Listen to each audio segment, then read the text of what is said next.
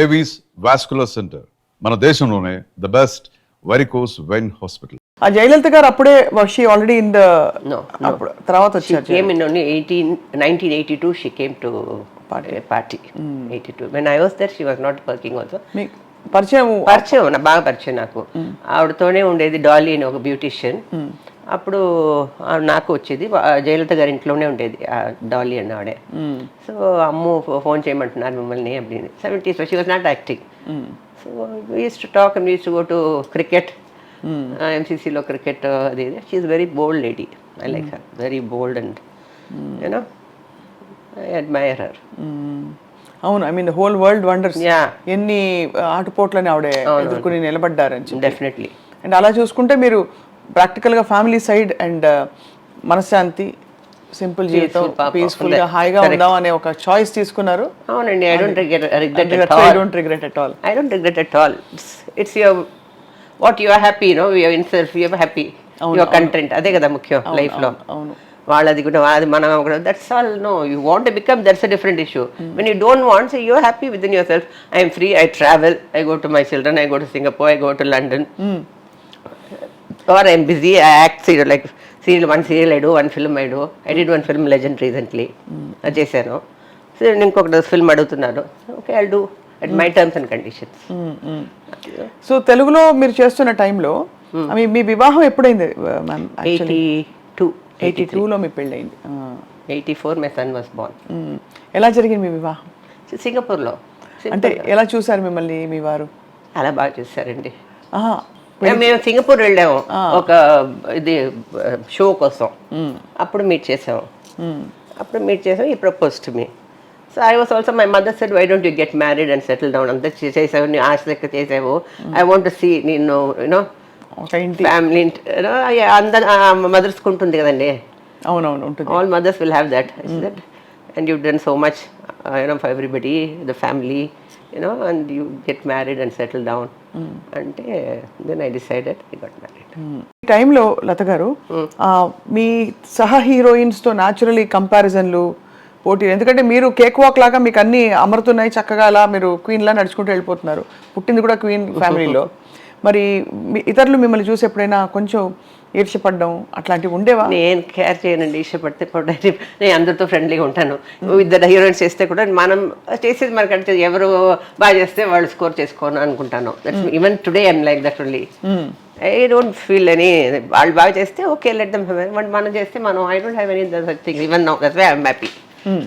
No, అంతే కదా మన మైండ్ సెట్ ఎందుకుంది. సో కొన్ని స్పెసిఫిక్ సినిమాల గురించి I want to ask you some questions so that we get some beautiful memories.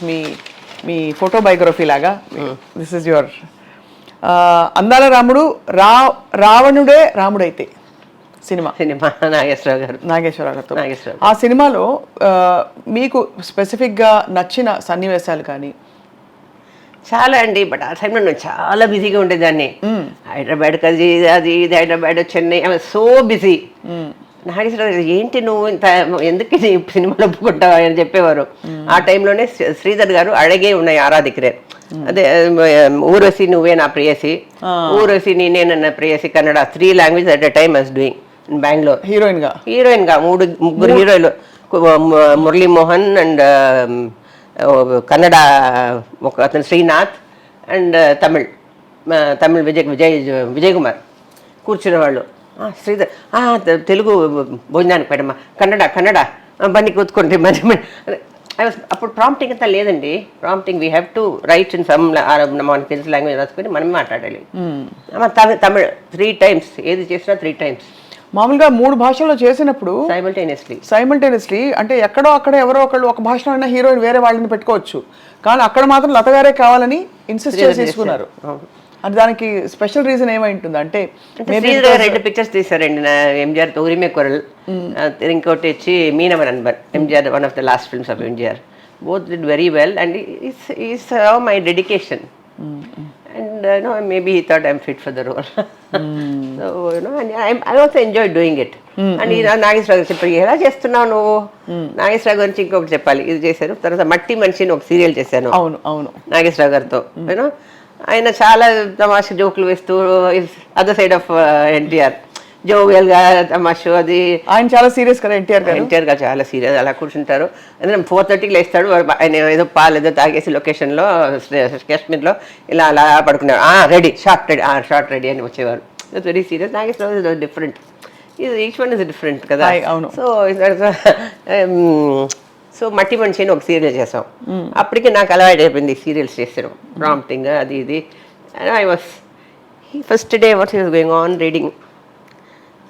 Sir చూసుకున్నావా సీను?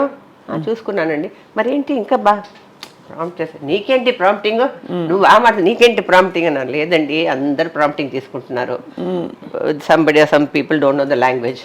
ప్రాంప్ట్ చేసేటప్పుడు మనకి ఈజీగా ఉంటుంది, వాళ్ళు ఏం మాట్లాడుతున్నారు ఎప్పుడు స్టాప్ చేస్తారో మనకు తెలీదు. Each one is different. No first day 2 days prompt చేసేవాళ్ళు ఈయన ఫ్లోలో వెళ్తాడు, అర్థంలో ఎవరు మాట్లాడేవాళ్ళు.